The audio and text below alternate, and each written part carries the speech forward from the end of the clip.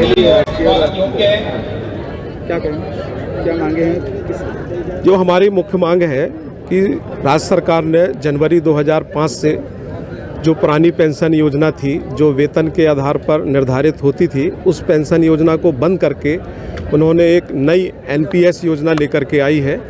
और इस एनपीएस योजना जो कि शेयर मार्केट पर आधारित है, सरकार हमारे पैसे का, हमारे वेतन के पैसे का और ख़ुद भी उसके 10% राशि का सट्टा शेयर मार्केट में खेल रही है। और हम सब जानते हैं कि शेयर मार्केट कभी भी स्थायी नहीं रहता। तो इस प्रकार जो हमारी पेंशन की व्यवस्था शेयर मार्केट के आधार पर, सट्टे के आधार पर और बीमा कंपनियों के आधार पर जो निर्धारित की जा रही है, उसके कारण हमारे जो भी साथी रिटायर हो रहे हैं उनको 800, 1000, 1200 रुपये पेंशन मिल रही है। और इतनी कम पेंशन पर हम सरकार से पूछना चाहते हैं कि ये कोई सेवानिवृत्त कर्मचारी कैसे गुजारा कर पाएगा।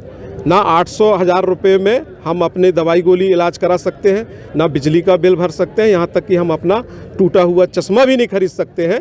तो हम सरकार से पूछना चाहते हैं कि आखिर ये जो राशि दी जा रही है 1500 पेंशन के नाम में, क्या ये वास्तव में पेंशन है? यह पेंशन नहीं है। यदि आज हमारी पुरानी पेंशन योजना लागू होती तो आज हमको 30,000, 35,000 रुपये पेंशन प्राप्त होती, जिससे हम आसानी से अपना जीवन यापन कर सकते थे।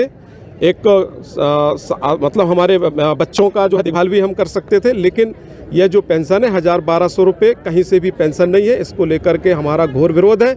और जब तक सरकार पुरानी पेंशन लागू नहीं करती है, हम इसी तरीके से भ्रमण कर करके हमारे सारे साथियों को हम बतलाएंगे, इकट्ठा होंगे और सरकार के खिलाफ धरना प्रदर्शन करेंगे। सर, सरकार कई 1000 स्कूल बंद करने की बात कर रही है, क्या कहेंगे इसमें? बिल्कुल, यह सरकार का निर्णय गलत है। उन गरीब बच्चे जो पास के स्कूलों में पढ़ पाते थे, अब जो स्कूल की संख्या दूरी हो जाएगी, जब स्कूलों की संख्या कम हो जाएगी, स्कूल की दूरी बढ़ जाएगी, तो गरीब बच्चे जो हैं वो शिक्षा से वंचित हो जाएंगे। ये सीधा सीधा सरकार का निजीकरण की ओर इशारा है और पूरा प्रयास सरकार का निजीकरण की ओर है।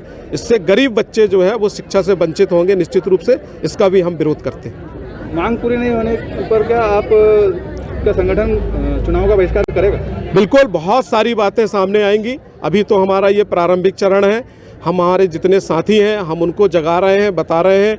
हम आम नागरिक को भी बता रहे हैं, हम अपने पालकों को भी बता रहे हैं कि किस तरीके से ये एनपीएस के नाम से छल किया जा रहा है। क्योंकि वास्तव में ये जो पुरानी पेंशन की लड़ाई है, ये सिर्फ हमारी अकेले लड़ाई नहीं है, बल्कि एक ये सामाजिक लड़ाई है।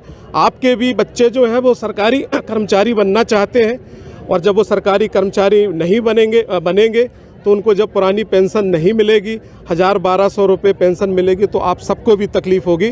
तो इसलिए जो हमारी ये लड़ाई है, ये किसान की भी लड़ाई है, व्यापारी की भी लड़ाई है, कर्मचारी की भी लड़ाई है।